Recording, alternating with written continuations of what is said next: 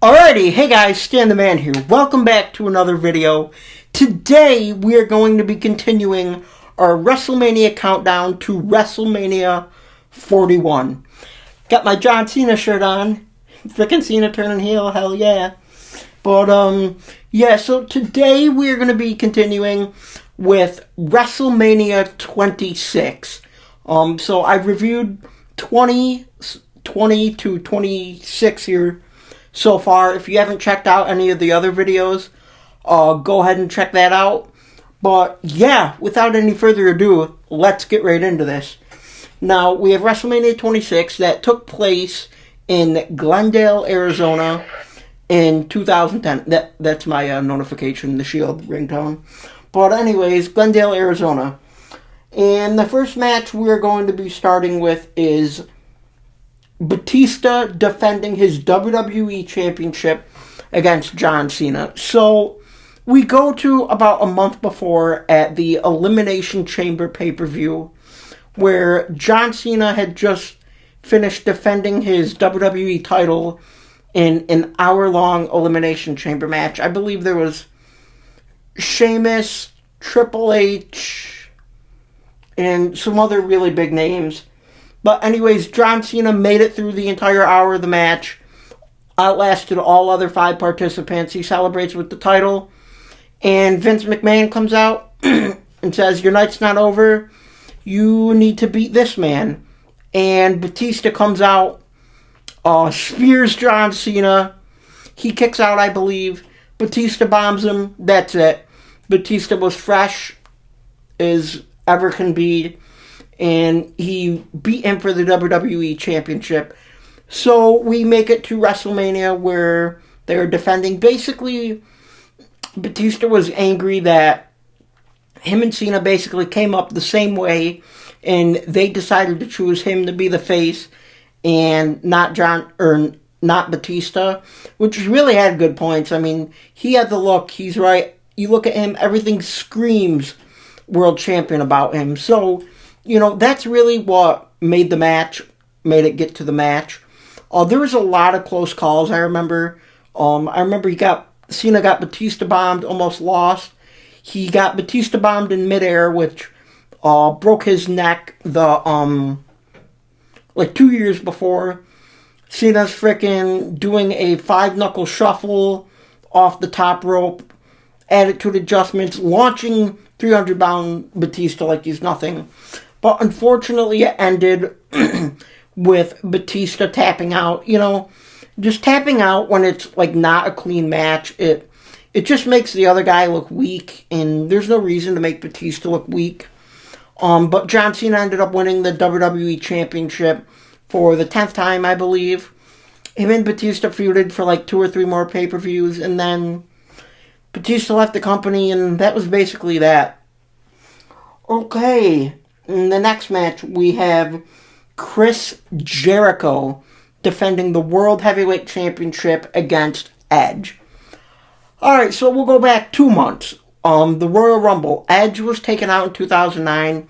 He ripped his Achilles tendon off the bone or something. It was supposed to take him I think almost a year to return. And Edge did it in 7 or 8 months, I think. And sure enough, he wins the 2010 Royal Rumble.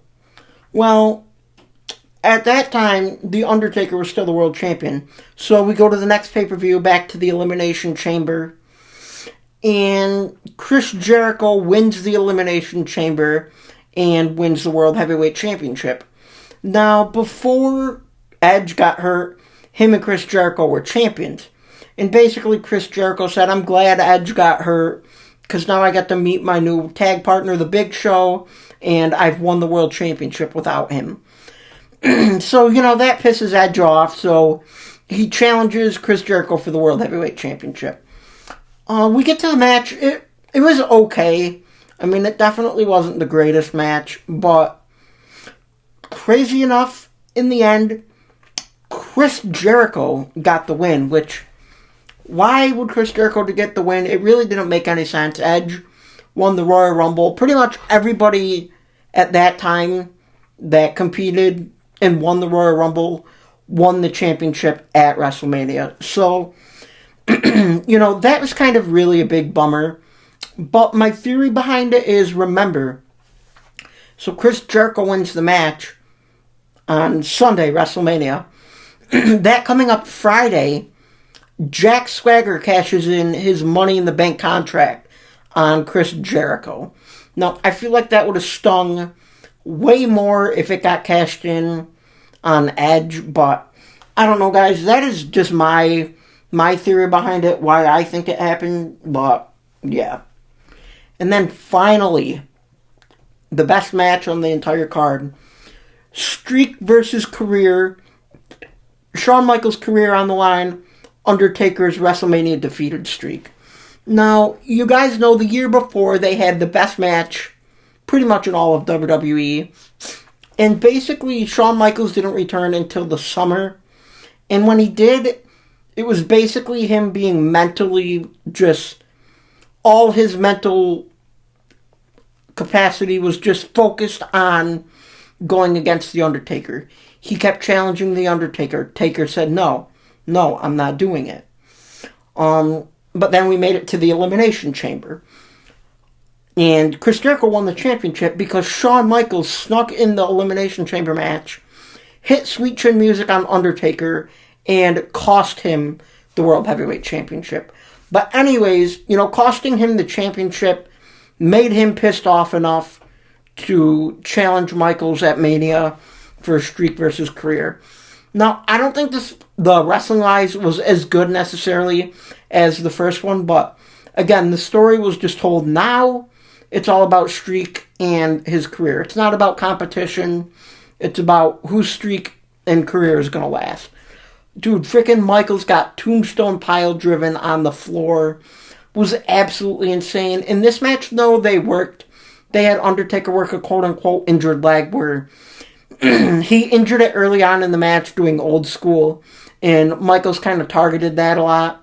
Michaels did a backflip off the top rope, over 6 feet away to the announce table and put Taker through the table. It was absolutely insane. And then, the classic ending where Shawn's pulling himself up on Undertaker, slaps him across the face. Taker grabs him, picks him up for the tombstone, jumps and drops him on his head, and that was it right there. Michaels, his career was over, and, it just felt right, though. They did the storytelling so beautifully. They really couldn't have told it any better way, to be honest with you. And, Shawn technically made a return match, one match, at Crown Jewel, but I don't really count that. I look at it as Shawn went off when he was supposed to. The match and storytelling was great, and even he said himself he didn't return just because he had that closure. It just felt right. But, on a side note here, you think about it nowadays, can you imagine how crazy it would be that the pay-per-view before both champions are changed? That means there's even less time to build the storyline for WrestleMania. The last Elimination Chamber title match I remember changing a month before was when Bray Wyatt won the Chamber, but he lost to Randy the next pay-per-view. I'm sure there's been more before that, and I just don't remember, but, pretty crazy that they were still able to pull that off just with 4 weeks of building up to WrestleMania. But yeah, guys, that is going to be it for this video. This is it for WrestleMania 26. I think this was definitely a really good WrestleMania.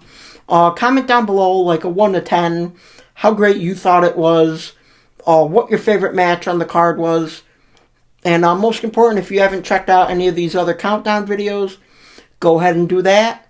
And I will see you in the next video where we will be reviewing WrestleMania 27.